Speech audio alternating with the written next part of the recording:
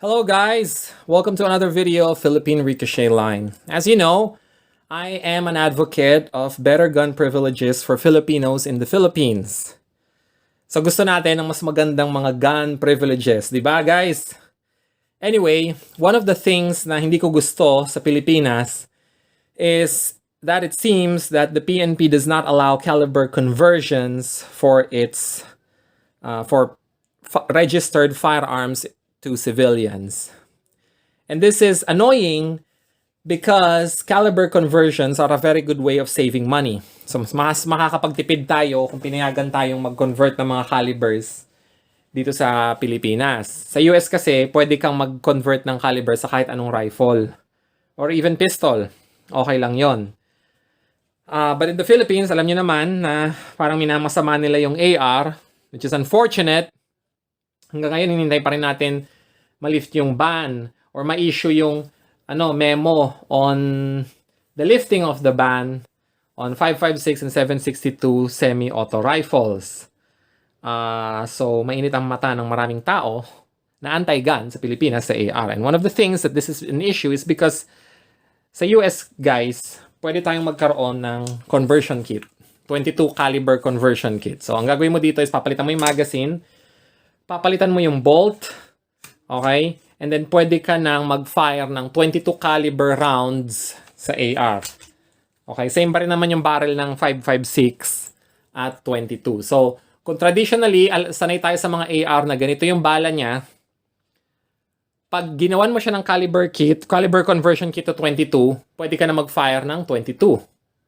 So, napakalaking tipid sa bala nun pag ganito yung ginamit natin, guys, kasi di hamak na mas mura ang bala ng 22 kesa sa bala ng 5.56. So, sa Pilipinas, hundreds, ngayon, minsan umabot na ng hundreds of pesos ang isang ganito, nakakainis.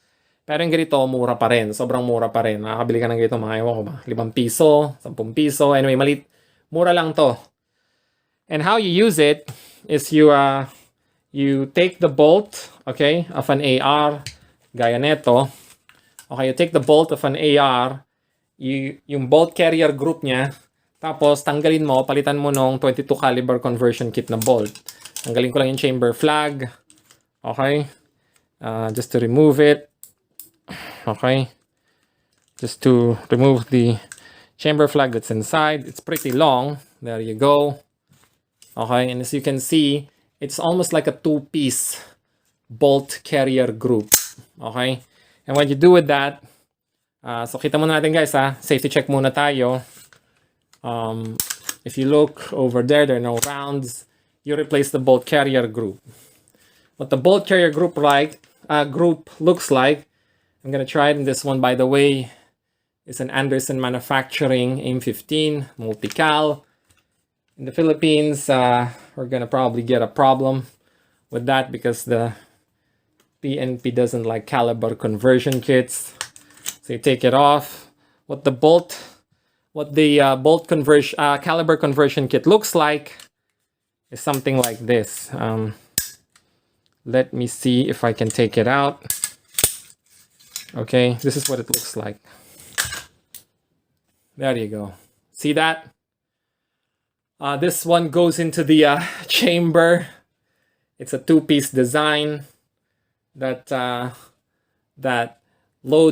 fills the chamber with this because the 22, the barrel of 5.56 needs to accommodate the cartridge case of a 223 or 5.56, but you're only firing a 22. So the way that this solves that issue is that it gives you a mock 5.56 cartridge inside that's actually part of the bolt carrier group. And in there is loaded the 22 round. This one has a slightly bent bullet, but that's typical because this is just a cheap blinking ammo. So it puts it there. When you load, the 22 round goes in here, and this one fills the chamber of the AR. And when you fire it, it fires through here. Okay? So this is a very, very useful upgrade to any AR because it allows you to save a lot of money. So I hope that the PNP FAO can accommodate things like this, because it's really useful to have an AR that can be converted to 22 for training purposes, because training with an AR on 22 is so much cheaper than training on it with the 5.56. Okay, so I hope we can see something like that, an improvement in ARs in the Philippines, because it's troublesome to always fire in 5.56. It will give our ARs much more use, and at the same time, it will also give us a cheaper option, even a child-friendly option, because it's easier for kids to fire 22 than it is to fire a 5.56. So there you go. When fully loaded, this is what it looks like. You can charge it, but I won't do that for safety reasons. We're not in a range. So yeah, very, very good upgrade to any 22. So this one, by the way, comes with the 1:8 discovery, 1:8 magnification, LPVO, very good scope. It's actually very affordable. I really like the scope on this one. I'm gonna have trouble trying to show it because of the camera, but there you go. So I hope in the future we can also see caliber conversion kits like this. Gaya nga nasabi ko guys, mas maganda talaga kung meron kang 22 caliber conversion sa AR mo. Napaka-useful niya na upgrade kasi makakapagtipid ka talaga. Tsaka alam mo naman sa Pilipinas, for some reason, mainit ang paningin ng maraming mga members ng government sa 5.56. So sana kung mapayagan nila yung mga 22 conversion kits na ganyan, kung totohanan na talaga ang laban, ganito yung gamit mo, pero kung magpa-practice ka lang, ganyan yung gamit mo. So kung self-defense na, totohanan ng laban, ganito. Pero kung magpa-practice ka lang, ganito lang yung gamit natin. Para makatipid tayo. Kasi nakakainis, kung hindi ka makapagtipid sa, sa Philippines, ang bala, firearms ownership becomes very expensive. So anyway, this is a good AR. Very nice AR. There's a bolt for it that we removed. I won't show that anymore, but because I just wanted to make this discussion about the 22 conversion kit, which is something that I really enjoyed shooting. Not very accurate, unlike the 5.56, but very fun and affordable to shoot. So I hope that the PNP FEO allows things like this, conversion kits, so that we can take our ARs to ranges and fire 22 long rifle instead of 5.56, because truth be told, 5.56 is very expensive in the Philippines.